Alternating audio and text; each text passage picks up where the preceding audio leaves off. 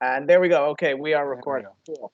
So, I guess welcome to all 8 of my subscribers. No. So is it okay if I use your full name or just Tim is good? Yeah, no, full name. Who cares? So Tim Byrne and I are going to be talking about um, the relationships between, or maybe not the relationships. We're going to talk. What I want to do is we're going to take 3 or 4 generals from the Roman Republic period and compare them to some equally great generals from the early Hellenistic period, primarily from the Wars of the Diadochi. And so, what I was thinking is Julius Caesar and Alexander the Great. Obviously, we can start with a matchup between those two. But then also, I was thinking like I don't know, Ptolemy Soter and Seleucus against maybe like Pompey and Sulla or Marius and guys like that. That would be fun. That would be so, fun. So yeah, I guess the first thing to go over that I think could be fun is Julius Caesar versus Alexander the Great. It's the matchup of the freaking universe right there. It is the matchup of the universe. But what I think it's unfair because yeah, I think it's unfair because if you look at both guys in their prime, they're in very different stages of their life, right? That's true. You've got old man versus young man, right? Yeah, it's like Alexander the Great's in his 20s, early 30s, and Caesar is in his late 40s when he comes off of the Gallic campaigns. I actually really like that because I think it really highlights both of them as generals too. Like Alexander is just this force of nature, totally fucking rash, like doesn't give a shit. He's he like my favorite thing. I posted this recently. He built an isthmus to connect an island to the mainland, so he could just walk his armies to just conquer a stupid little island off the coast of Syria. Like Tyre had nothing to do with it had zero strategic importance. Yeah. Right. Except for the fact that he was just like, fuck you guys. Yeah. Well, they pissed him off. So he was like, nah, screw you guys. Yeah. And Caesar's very cold and calculating, and he plays the politics well, and he knows how to rally his troops with anything other than just pure charisma and good looks. Yeah, Caesar is very interesting because like everything he does, he has to do it with politics in mind. Yeah. Whereas Alexander the Great can just decide to stop and takes 4 months to try to fuck Tyre up. Yeah. He isn't worried about PR. No, right? He's very much worried about PR, but like not in the sense that he needs to win elections. But exactly, but he's also just such a natural PR machine. He doesn't have to think about it. Like he just when he was I forget, I don't know if it was Tyre or not, but it could have been Tyre as well, where he was like the first guy to climb the ladder and hop over the walls. Like a proper general magistrate would never do that because he's got a job to do. But Alexander does not care if he gets killed in fighting because he's the son of Zeus Ammon. Like yet, Caesar does the same things at a later stage in his life. Right. At the Battle of Alesia, he gets off of his horse and he picks up his shield and he's like, I'm in it with you guys. Right. But that's a very specific move. Like he's done that very specific. It's calculated. Key points. Yeah. Yeah. Or Alexander just like there's a big Or for Alexander, it's him conquering the Persian Empire. It's not his army. It's not Rome. Yeah. It's not it's not the Macedonians. It's Alexander doing this because I'm the best. Oh yeah, he tries to be Achilles personified, and I mean I think he does a pretty good job of it.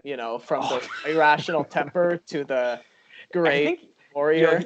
Yeah, he lives up to it really well. He lives up to especially the whole relationship between him and Hephaestion too is just it plays out perfectly.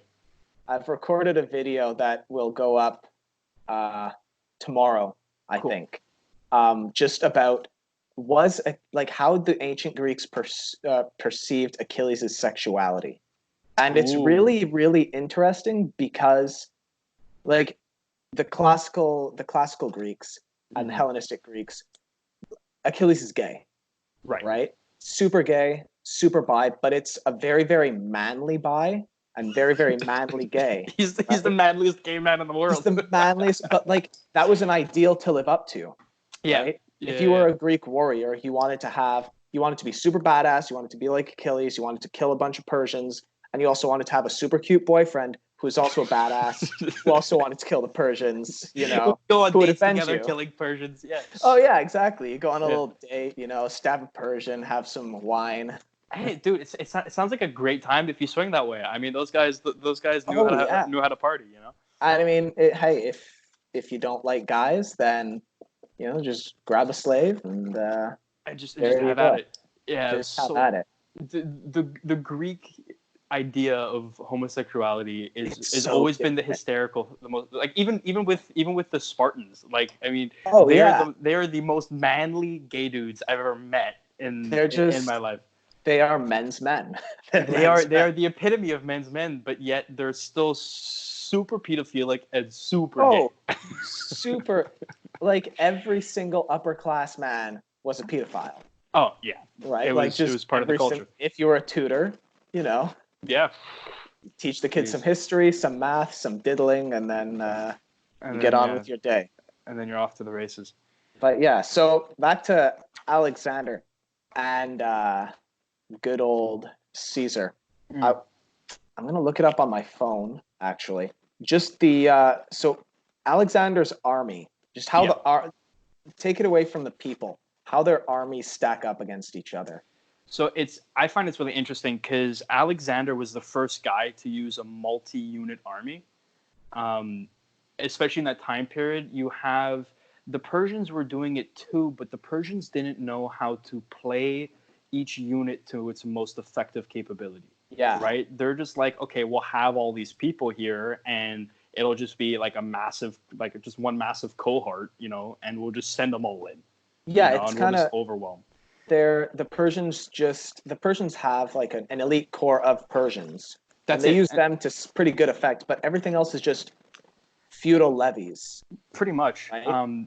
And you see for the first time in a very kind of hysterically Napoleonic way, major strategic changes in the way he sets up his army at the beginning of the battle, throughout the course of the battle, and then when he's trying to rout the enemy and kill Darius. You see Alexander placing his guys the same way that you would play a chessboard. And set it up with specific commanders at specific points for either political gain or for maximizing a unit's effectiveness in a specific area. And it's a really interesting thing to see Alexander play around with. Mm-hmm. You're more of a specialist in terms of Rome, but I mean, after Marius's reforms, I feel like it was very much a cohesive single type military that Caesar was playing with, right? Yeah. So they both have. I mean, they have different. I mean, the thing with the Persians, if we could just go to the Persians and why they didn't work against Alexander, is because the Persians could mass just a shit ton of guys, but as you said, they can't really play. I don't think it's that they can't really play, use their units to maximize their abilities. Mm-hmm. I think it's mostly that they relied too much on manpower. Yeah. But the other thing is that, they have tons of different units, which are all very, very similar in fighting style, right? If you read, so that's why I'm happy I have Herodotus. If you read Herodotus, he gives you a breakdown of the twice of the Persian levies. Right. And it's all the same thing. It's all guys with, it's all javelin men and archers. Yeah, it's all light infantry. It's all light infantry, and so that's why they can't fight against a Macedonian phalanx. No, there's no way. way. It's just, I mean, they have enough trouble against a what's it called? A hoplite phalanx. Yeah, a hoplitese phalanx, right? Yeah. So they can't really match up against it, and I think the first battle that is it Issus, mm-hmm. Issus or Granicus? I think it's Issus was Granicus. first. It's Issus first. No, I think No. it's Granicus, Issus, Gaugamela. Yes. Yeah, you're right. I think. Yeah. No, you're right. But so at Granicus, Granicus. Sorry, it's the two G's that messes me. But at Granicus, the satrap is a Greek guy. Mm-hmm. So the general that Alexander's fighting is a Greek guy, and the Persians don't actually do too badly because the Greek hoplites can just hold their ground. Yeah, they had enough Greeks there that they were well matched. You know? Yeah, so I think that's interesting with the Persians is that they could have a pretty decent fighting units. I mean, but yeah, if the potential, like it's good for controlling the empire, but it's not good against this one very specific type of army that Alexander has. 100%. And like if you also think about where each nation state was at when they finally met for real, the Greeks were super loyal to Alexander. I mean, his cult of personality grew over time, but even then, like he was the rightful king. He had bound all the Greeks by oaths of loyalty. They were finally getting back at the Persians, even if they had kind of the odd Greek that wasn't a fan. It was it was Persian killing time. Like what Greek would say no to that? You know?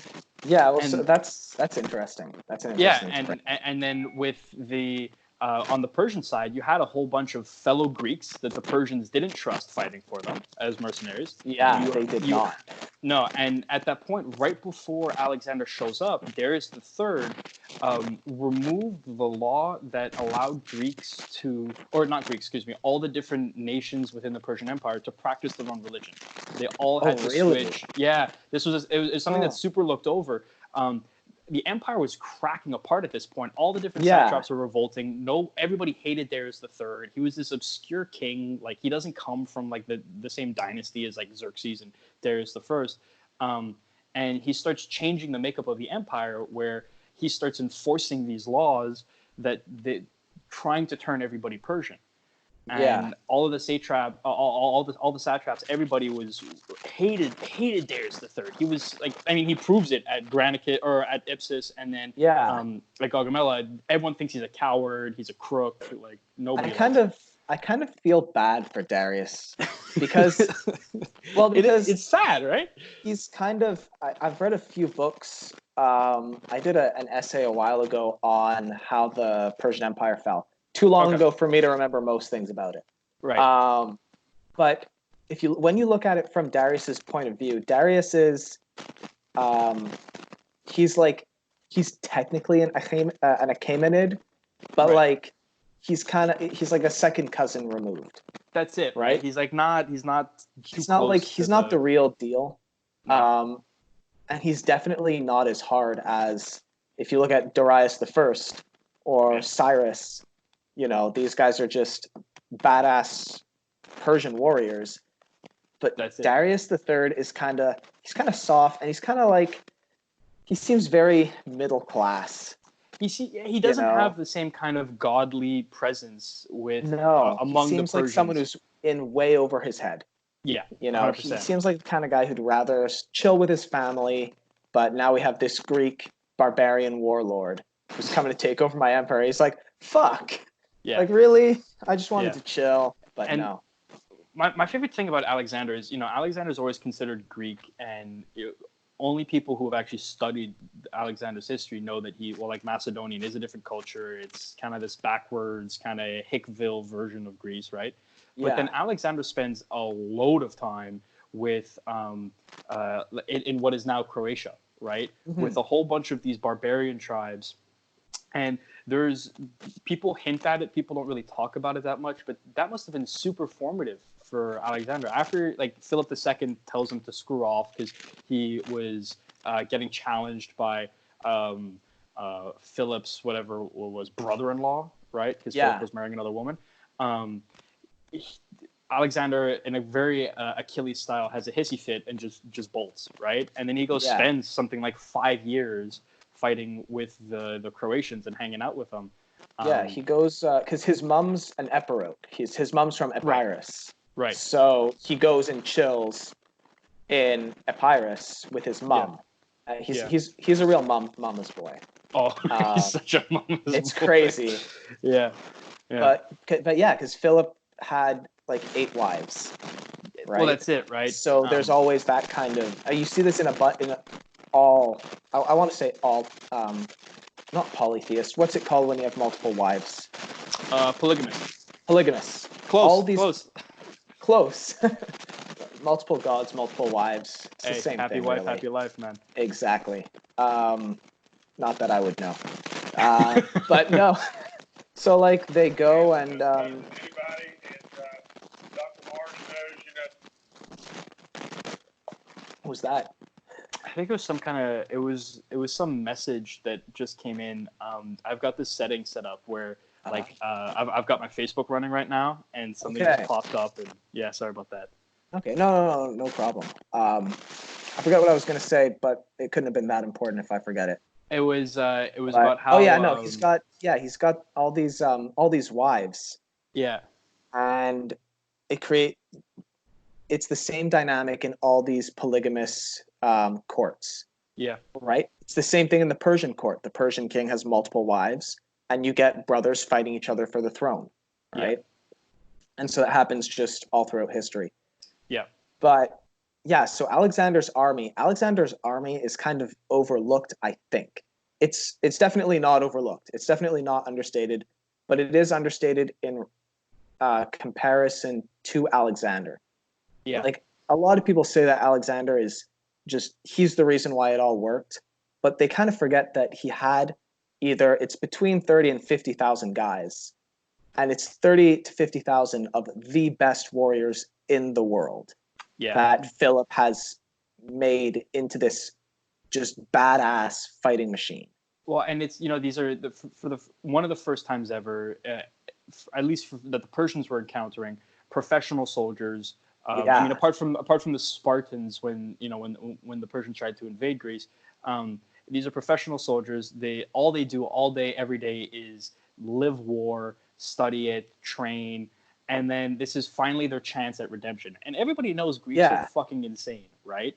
Oh, but yeah. You set them in Persia to finally get revenge for sacking Athens and everything, and it's gonna be a bloodbath. There's no way that a Greek would not let this turn into an absolute takeover. Yeah, and there's a religious element to it too, right? Yeah. Because they sack Athens, and Athens has religious connotations to it. Yeah. But it's also they're kind of Alexander kind of puts it in the idea that we're getting revenge for the Greco-Persian Wars, but he also plays it as we're getting revenge for Troy. Yeah, we're going and we're finally wiping them out. Yeah, and they do have this idea, war, right? Yeah, it's like we're fighting the Asiatics, we're fighting these people in the East who are scary and barbarians, and we're going to take them over. Mm-hmm. And yeah, so I think that kind of sets the stage for Alexander. He's a pretty narcissistic guy. He's a force.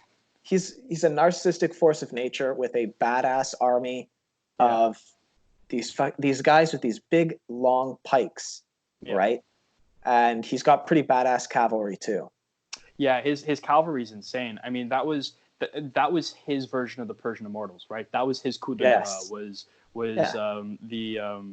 The companions, right? The companion cavalry was at that point the bread and butter, right? Yeah, and one of the reasons why his foot soldiers were also so cool, so badass, is it isn't something that he did, something Philip does.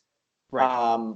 The Macedonian word for the companion cavalry was the hetairoi, which just means the companions, right? Right.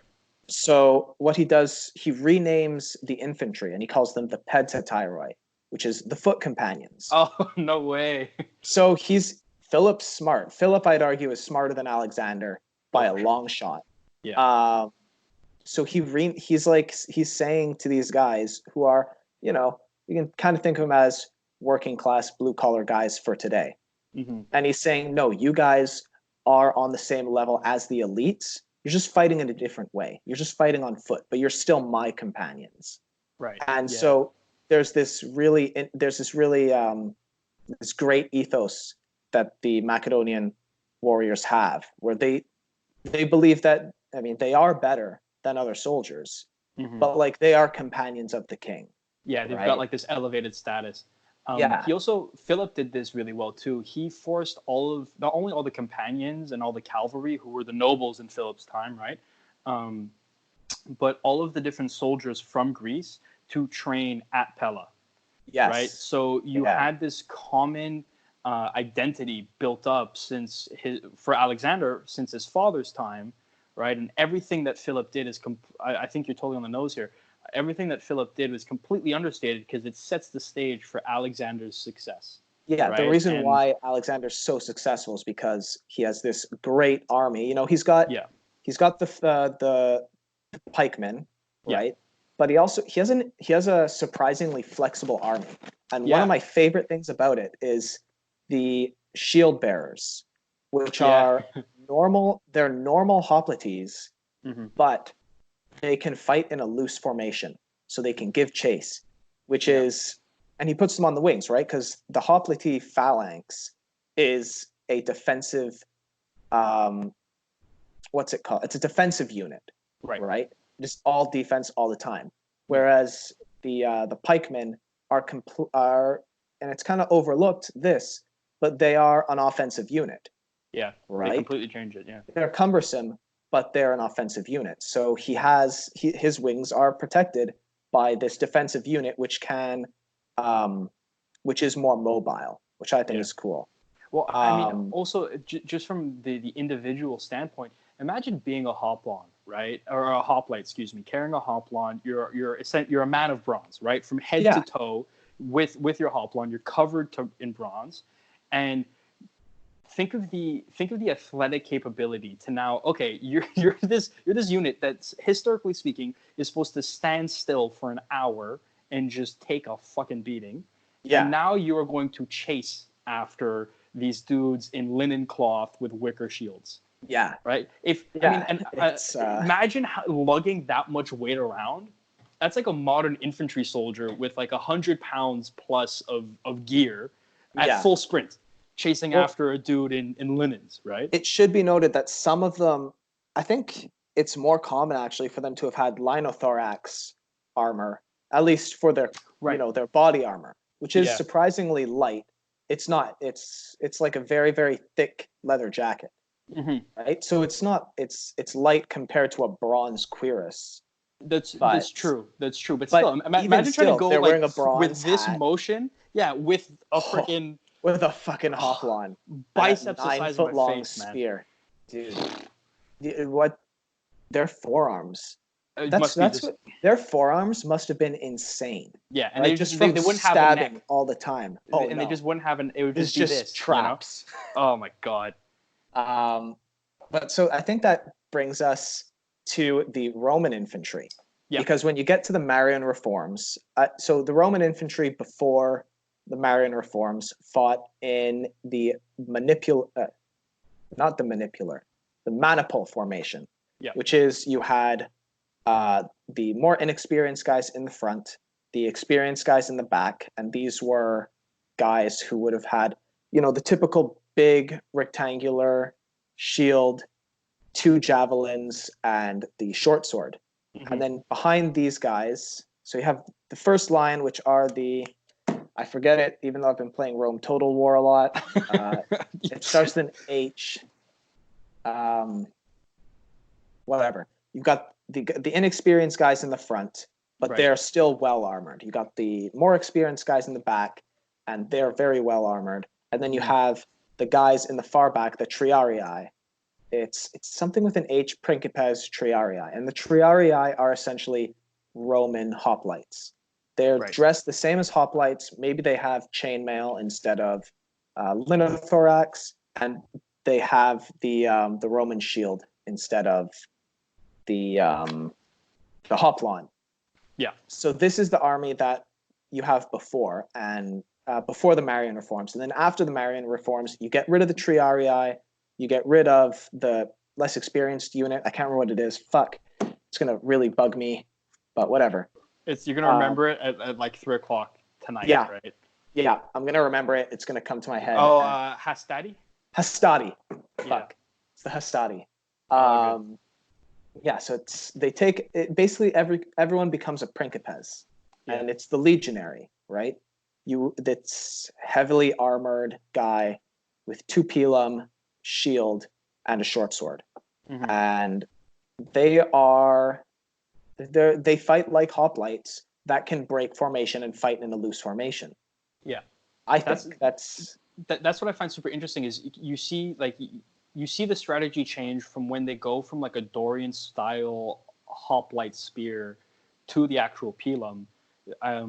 You would never be able to use a pilum as effectively in a classic Greek phalanx as a Dorian spear, right? You have one spear, it's heavy as shit, it's made to just ram through guys, and you hold on to it. That's for life almost, or unless it breaks or something. But a pilum is, I can't imagine if you're trying to go up at the time when these changes were made, if you're trying to go up against, Seleucids, Greeks, Celts. I mean, Carthage at that point was nothing but, North Africans, whatever. Those are Hellenistic peoples. I mean, they're going to be heavily armored. You can't just, stab them with a spear that's going to bend in half, and then you got 2 thrusts, and then you switch to your short sword. Yeah, well, what they do with the pilum is they throw them, right? Well, that's it, right? It's they kind of, you butter up the enemy, and then you come in close in what's essentially a phalanx formation with a sword instead of a spear. Yeah, and that flexibility and that flexibility of being able to be a heavily armored but still a ranged unit. It's huge. It's why they do so well. I mean, no one, because it's either at that point, especially with the Hellenistic units, is either you're a light ranged unit or you're a heavily armored short range kind of unit, and they have the flexibility at this point. But the Romans were the only people that have time to mix them into this super flexible, superpower.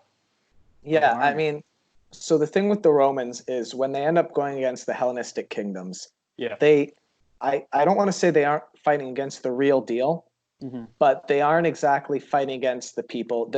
The Macedonian phalanx and that kind of warfare is big for a very, very short time. It's the best. It's at its best for about 100 years, from Alexander the Great up until probably around Seleucus, just after Seleucus, what's his name? Pyrrhus of Epirus.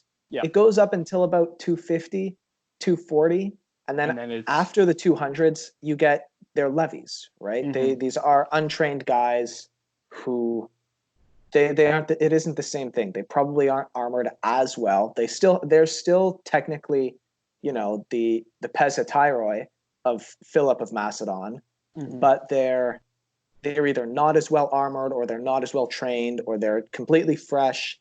So they are professional soldiers, but not in the same sense that they are as hard bitten as the guys who came 2 generations before them.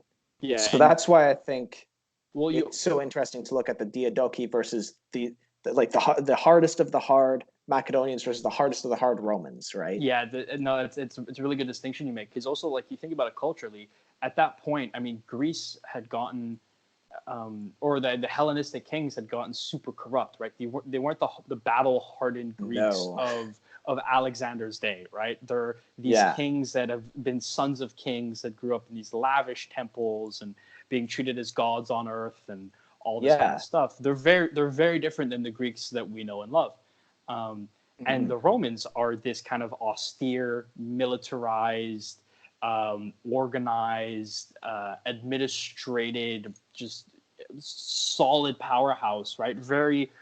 It echoes very much to old school Spartan ideals, and very, very strong and solid, and there's no time for bullshit and wishy-washy fanciness. It's a very different matchup. Yeah. So the Romans of that period are very much like the Macedonians. If you just look at the top people, the generals and the captains, right? Roman generals, Roman captains are in it. They like war, but war and politics are completely intertwined you have to be being a great warrior is seen as the same as being a great politician. And Right. if you're a great politician, you're also going to be a great warrior, right? Yeah. And that is the same thing in Macedon or Macedon of Alexander's time and of the time of the Diadochi. War and politics is completely intertwined. Whereas once you get later, the Macedonian kings, the Hellenistic kings, you don't have to be a great warrior in order to be a politician. Right. Right. So that's an interesting commonality between the two cultures, which is why I think they mesh so well. They go up against each other. It's such a great fight.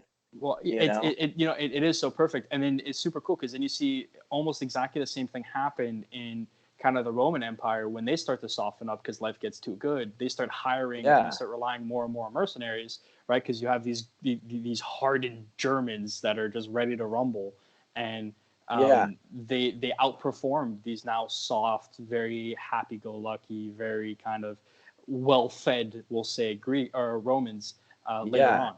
And you kind of see that, right? Like it's classic Epictetus, right? It is hard men create good times create soft men, soft men create hard times. Yeah, exactly. Right? And it's just that will always cycle. So I really don't know. I mean, I think the Alexander's pikemen would not only be surprised, but would have a hard time comprehending a shield wall based unit like Caesar's infantry being able to throw a javelin, right? Being able to have range. So that would be a huge surprise. And then we've seen Alexander or Philip's style army destroy hoplite formations in the Peloponnese, but not the way that the Romans move. The Romans don't move, and the Romans don't, even if they form a very general phalanx, they don't move like standard hoplites.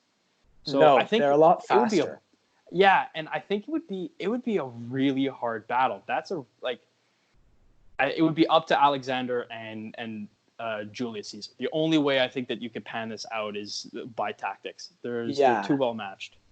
So I'm actually gonna take a bit of a different stance. I think that they're very well matched, but I think that you might be underestimating the Macedonian phalanx.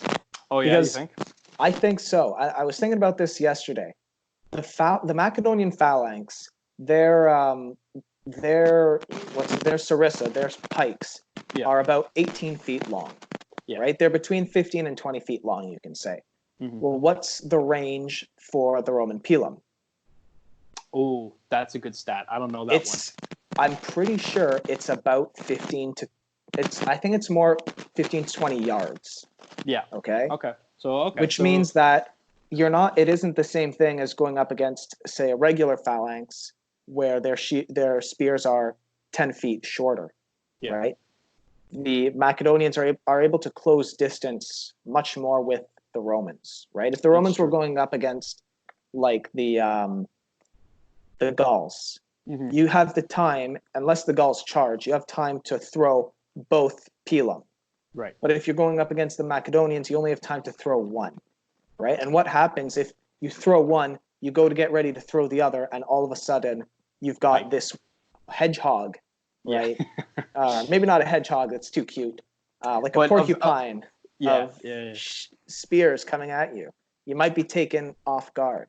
That's a good point. But at the same time, too, you would definitely be taken off guard. But also the shield of the Romans at that time was huge. It wasn't as thick, wasn't as dense. But that thing, I mean, outperforms like crazy. Yeah. That's why the Roman shield's better than the Hoplon shield, because the Roman that's shield. A hot take. Ooh, that's a hot take. No, boy. Not at all. Oh boy. No. Roman shield.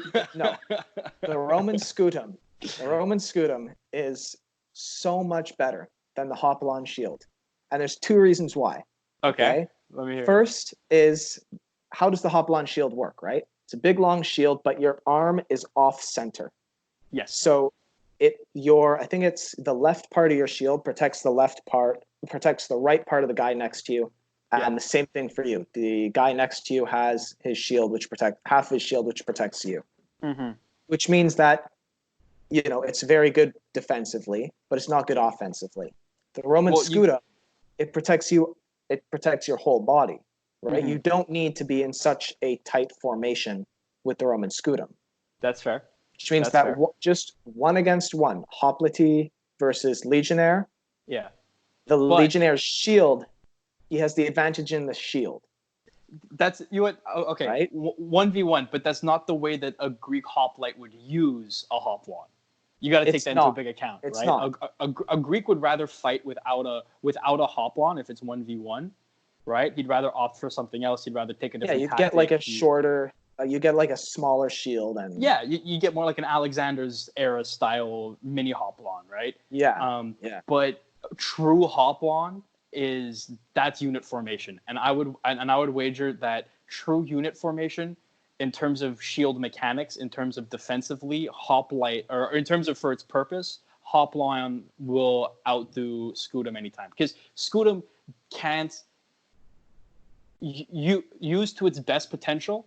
Scutum is made to be flexible, right? You could kind of have some of the benefits of a hoplon and then not, but master of everything, master of none, right? Where the hoplon, it knows exactly what it's doing at its best. They're in a unit. There's no way that a Roman would be able to break through a hoplon line. Like perfect scenario is Persian War era Spartan hoplon. There's no way. I mean, I would say if you were to take the best of the best Greeks, take 500 Spartans and put them against 500 Triarii, which is a hoplon. It's a hoplite soldier, but he's got a scutum. But he's got a scutum, yeah. Right, so that's a fight I would like to see. That I don't know. I don't know who would win that, because the hoplites have just such a tight formation, but the Triarii, they have their spear. They don't have they have the sword, obviously, but the spear is the main weapon, right? The problem with legionnaires going up against hoplites is that the hoplites, even though they're a defensive formation, they have a reach advantage. Yeah. So.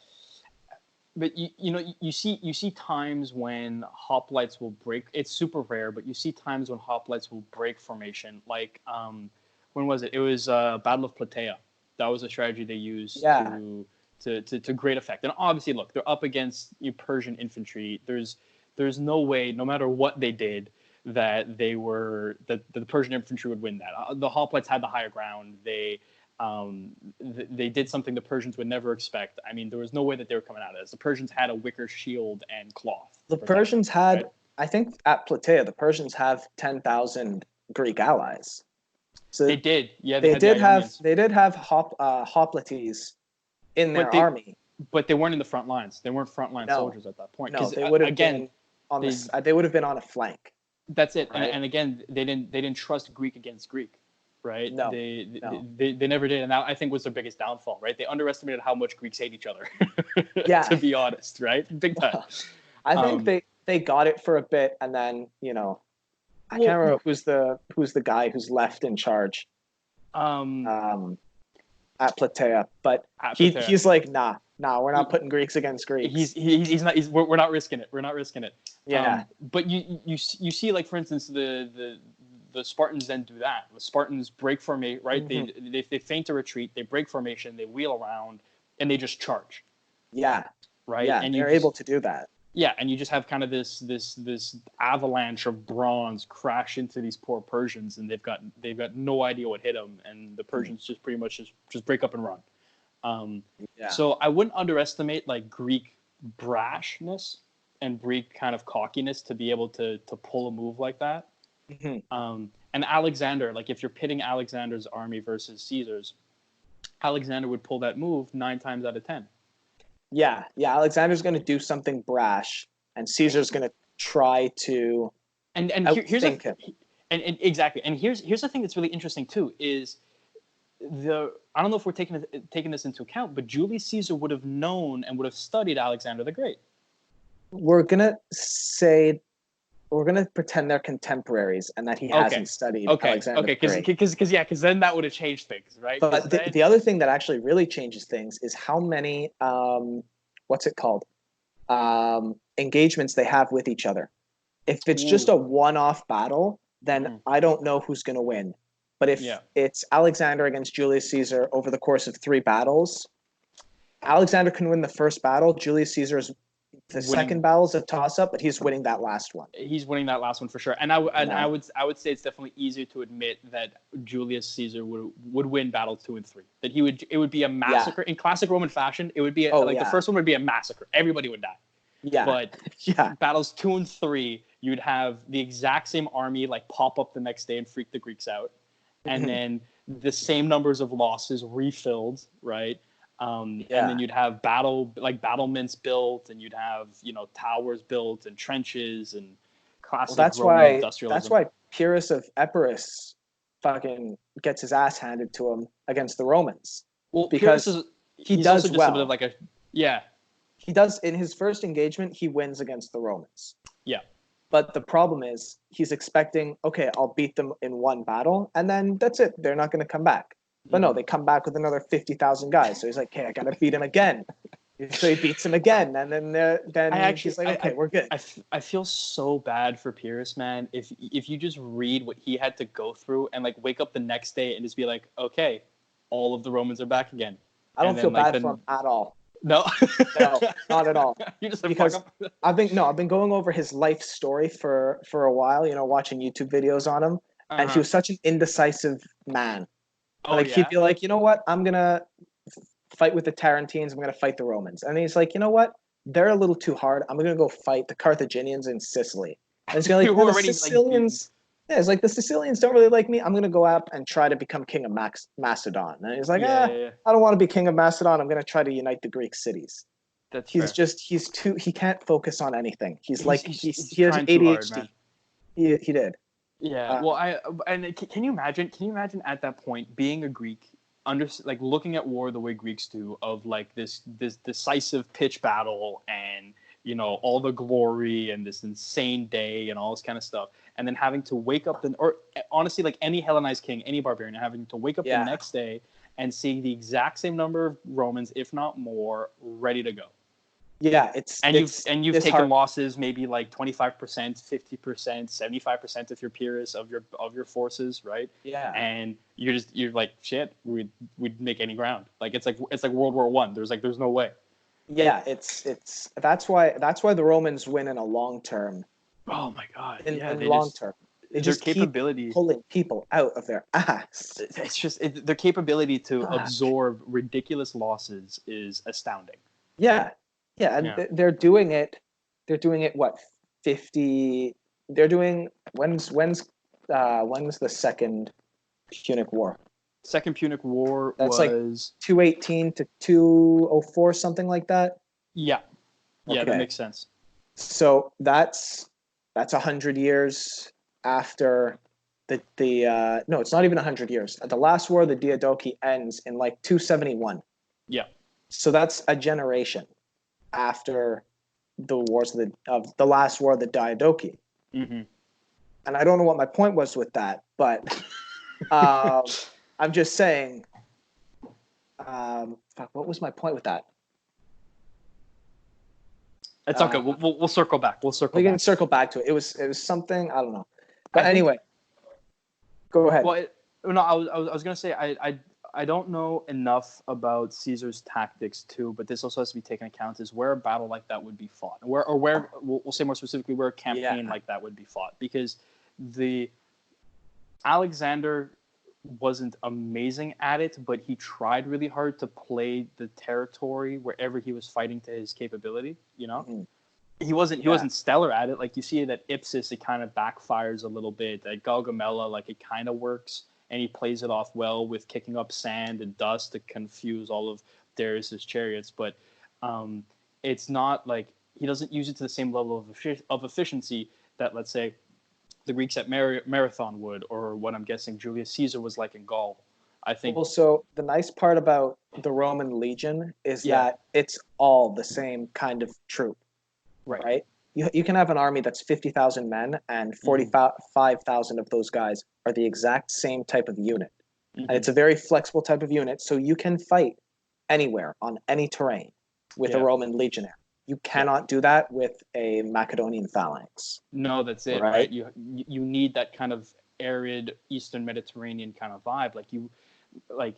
I mean, if you're imagining what Julius Caesar had to go through in Gaul, Alexander would not be able to run on charisma alone. There's no, and it's if they're fighting in a more forested area, probably the legionnaires are going to win. Julius Caesar's probably going to win that, even if Alexander pulls off a big cool stunt. The terrain just doesn't work to his favor. He'll try to make it work to his favor, but it's a cumbersome unit. Yeah, 100%. Right. And you see it happen when Alexander goes to India. I mean, when he's fighting just like kind of in the Indus Valley region, you see his troop type fail completely because they're fairly flexible for the time. Like, they're flexible enough to deal with the wider range and in territory that they've seen up to the battles that they have in India. But it's the amount of heavy losses that they take, and I mean, fatigue counts into this because they've been at it for 8 years at this point. But the losses that they take in India were nothing like they've ever seen before. And that's just from the terrain. That's fever. That's monsoon season. That's weird jungle animals they've never seen before. You can hear the suffering of those guys when they're there, and you don't see that with Julius Caesar. I mean, Julius Caesar does have the thing with Julius Caesar is that he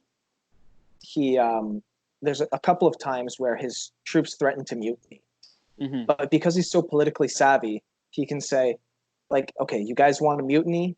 Fine. I can't remember when it is, but he guilt trips his soldiers into fighting for him. Right. He's like, after all we've been through, and you guys want to mutiny? Really? And they're like, oh, yeah, right. Like, we have been through a lot. Okay. We have gotten a lot of loot with you. So he's got a very different charisma than Alexander the Great, which works for his, unit type. 100%. It works for his army. Yeah. And because Alexander the Great isn't going to compromise. And when he does compromise, he's like, fuck you, we're walking through the desert. Like, pretty much, right? Yeah. They're like, hey, so can we take the ships? The ships? Like, nah, screw that. Nah.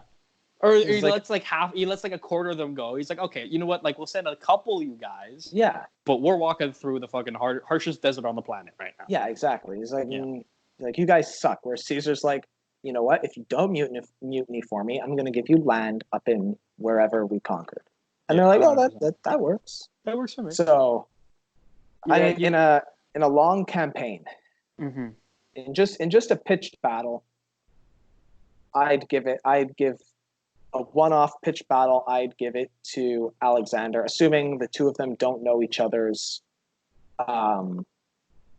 history and styles, how they are as a general. Would you agree with that? I would say, yeah, I would give it sweeping victory to Alexander, although no matter what, it's going to be a bloodbath. Yeah.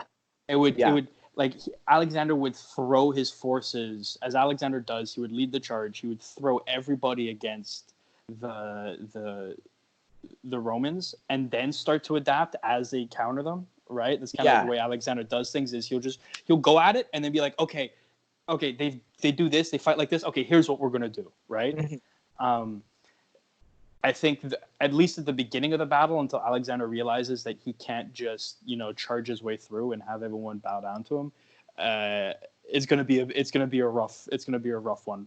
I think. But yeah, Alexander one of the interesting, Alexander would probably he'd try to find Caesar and kill him. Yeah, like that's something he would do. Yeah. Which, if you get Caesar after the Gallic Wars, he's probably not too fazed by it. But if you get Caesar, at the beginning of the Gallic Wars, he'd flip the fuck out. He might be like, "What the fuck's going on? He's coming right at me with all this cavalry." Right? Yeah. Romans don't have cavalry. They're like, "Fuck horses." This isn't for us. Yeah. Yeah. I mean, yeah. So I think the Romans would be very taken aback by, if they've never experienced them before, they'd be very taken aback by Alexander. They wouldn't know what to do with him. I think it would be like too brash, too crazy, too uncalculating for Julius Caesar. Like, Alexander would do everything that Julius Caesar think that one shouldn't do as a general. Yeah. But then, yeah, I mean, the Romans can adapt. I mean, Alexander can adapt. He adapted to some pretty crazy scenarios, but the Roman ability to just fucking take a hammering and keep going. That's what I would say. In a campaign, the Romans fucking I think Rome. Yeah, they can the Roman army at its best can outlive anybody. You know? There's I'm with you on that. So I think it depends on the scenario. But pitch battle, Alexander, campaign, Rome. Julius Caesar's Rome. Yeah. Great. So all right. That took us 50 minutes. Shit. Quite a few. I'm just looking now. It's 50 minutes. Maybe we should do segments. So we do. I think we could. Because you could dive. I mean, even with our segment, we could have, even just with this one piece, we could have dove in so much deeper into. Oh yeah. Into like the character of each general and past battles. I mean, we covered kind of past battles and we did it lightly, but I mean, you could dive in so much deeper. You can make this into a 2-3 hour segment for sure, dude. Yeah. You know. So I'm trying to think of just who's another good. So I don't know how much time you have left to spare, but if you don't have a lot. Let's brainstorm some generals. Okay. Who do you think would be? So we got Alexander versus Caesar. You know what would be really interesting? I think is because look, Alexander and Caesar are both very different but very similar, right? They're like these charismatic, super archetype kind of generals. I think it would be really interesting to continue the same thing and do something like Hannibal versus. From Alexander's time as well, I totally forget his name, but he was the general that led the kind of guerrilla warfare in Bactria against Alexander. It starts with a B. It's super weird too. Fuck, it's like what's his name? It's Hannibal versus. You know who's one of my favorite generals of this period? I think it's Eumenes. Ooh, Eumenes is funny, man. Oh, I love him. Because he's this super effeminate, like, secretary. He's Alexander's secretary or something like that. Yeah. It's super weird. And then he just takes over Bactria. Yeah, I'm gonna find the name of that one guy because starts to be. It's not Bessus. Is it that? I think it's Bessus. Because Bessus is he's Darius III's kind of right hand man, and he is the satrap of Bactria, but he gets killed off. Is it? No, is it? Yeah, because Bessus ends up killing. What's his name? Well, he kills Darius III, right? Bessus kills Darius III, but he kills him in Bactria. He does. I'm pretty sure it's Bessus. But he's captured pretty quickly afterwards. I've heard that like he runs to like Bactria and Sogdiana and kind of tries to hide in the mountains. And then he gets captured pretty quickly, and then Alexander like has this very Caesarish moment of like crying, weeping over his enemy who's killed. Because they find Darius like on the side of the road, dead. That's it, right? And I mean, Alexander, to say the least, is a drama queen and wanted, like the glorified kind of handing over of the kingdom, right? Yeah. I gotta find the name of the guy, but there's another character. Guy. Yeah. So is it one of the Indian kings? No, so he's not an Indian king. He's either a Bactrian or a Sogdian. Okay. And he's a native warlord. And what happens is, I mean, it's not discussed when people would discuss Alexander the Great's campaigns as a whole. He's not talked about. But for the guys who like really dive in deep to Alexander's campaign, after Alexander goes back to like after the whole thing with Darius III, Alexander like after Darius is killed, Alexander lays low a little bit, right? He heads back to Babylon. He hangs out in Bactria for a little bit. He kind of tries to consolidate things before trying to push into India. People never really talk about it, but there's a massive guerrilla war that happens in Bactria and Sogdiana at that point before Alexander pushes through towards India, and there's a guy who leads it who's like a classic guerrilla warfare commander, exactly the same way Hannibal in Italy is, and I gotta find his name, because it would be really interesting because we've covered like large scale armies and generals, but to have two guerrilla warfare kind of local fighters go at it, I think would be really cool. I don't think Hannibal is the best person to look at that. Oh yeah, in terms of Hannibal's shit. Hannibal's a pretty terrible. Sorry for the spicy take, but Hannibal. Dude, you're full of them today. Dude, Hannibal is a terrible guerrilla warfare. He's terrible at guerrilla warfare.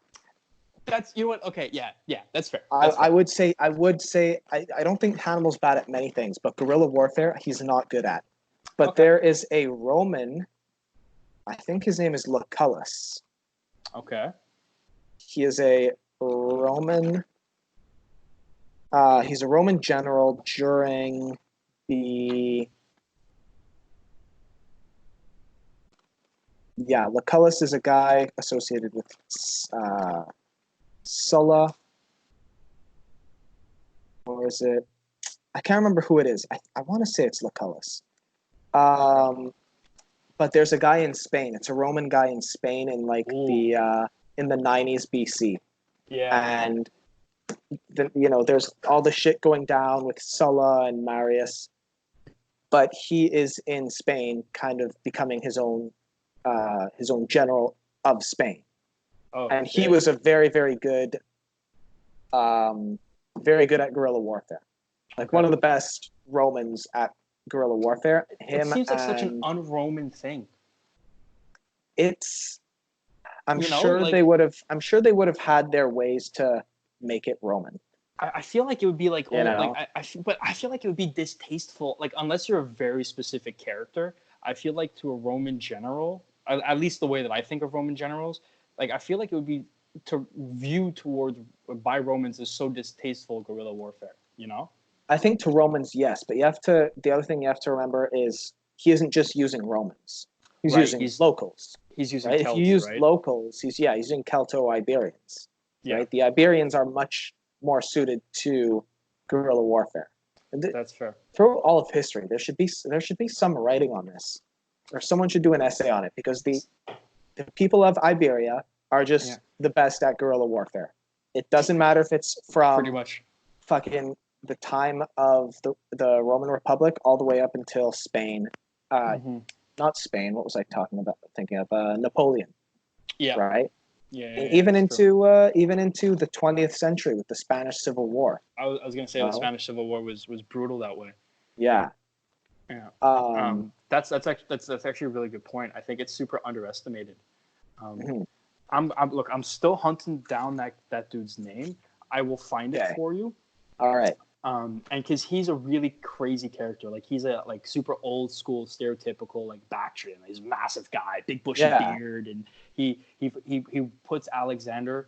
It happens exactly the same time when all of the like the whole Proskynesis affair happened, when all of the assassination attempts happened, and then on top of it, Alexander, and I don't know why people don't talk about this, but Alexander at the same time had to handle a full scale guerrilla war in Bactrian Sogdiana, which is classic like Afghanistan kind of draining all of his resources, and Alexander like loses his mind and goes like absolutely like the most frustrating period in Alexander's life is just trying to keep the Bactrians calm, right? Yeah, I kind of remember this, but he's got a really weird he's a really weird name. It's super small scale. People don't really talk about it for whatever reason.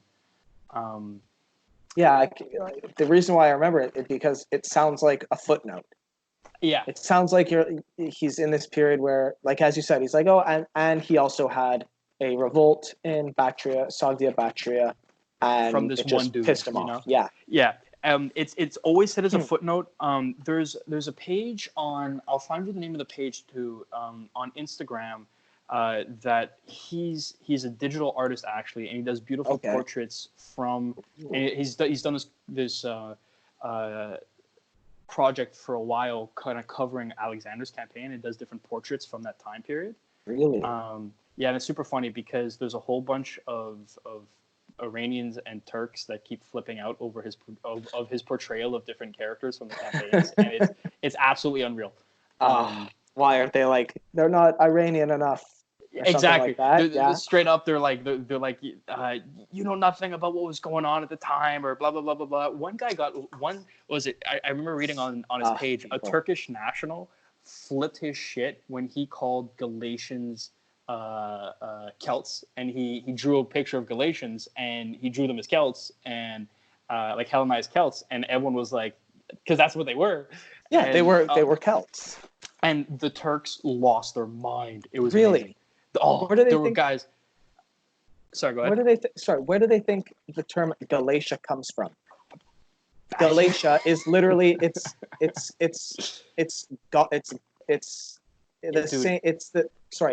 I'm fucking up right now. The root of the word Galatia is Gaul.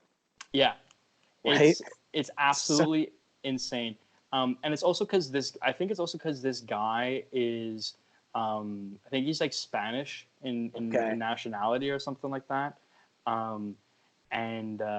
So there's a whole bunch of you see it with Turkey all the time. Turkey keeps trying to rewrite its history, right? Yeah. And so I think I actually might just have the guy's name right now. I don't know why they're doing that, because Turkish history is so cool. Turkish history is so cool, apart from the genocide and everything like that. Yeah, a few genocides, but here and there, who hasn't? That was exactly.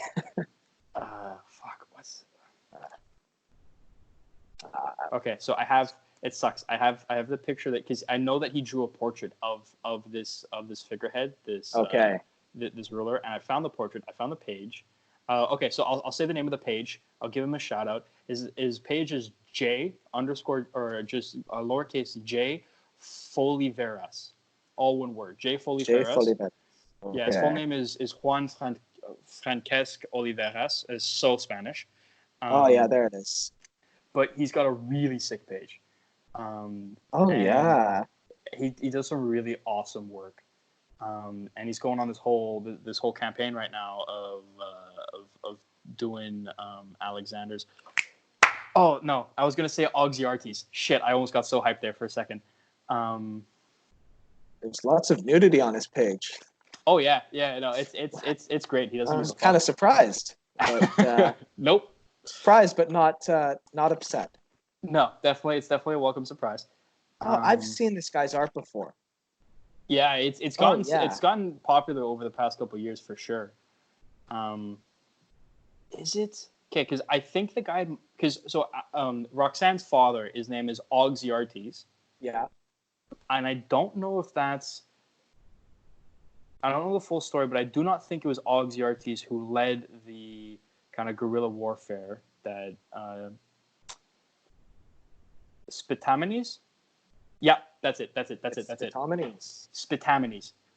So this is from J. Foliveras' page. I'm going to fact check all of this, but Spitamenes was, and I quote, Spitamenes was a Sogdian warlord and leader of the uprising against Alexander the Great in Bactria and Sogdiana.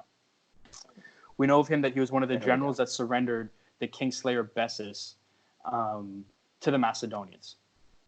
And so this guy betrays Bessus because he's a Persian, where he's pro-Persian. He betrays Bessus because Bessus betrays Darius, and I think that they were hoping that because they bowed down to, or they gave up Bessus, that they would be getting their own independence. And then Alexander obviously says no, and includes them in the empire, and then all of these uprisings. You just cut out. Hello? Hello? Well, you cut out. I'm going to hang up and call you back if you can hear me.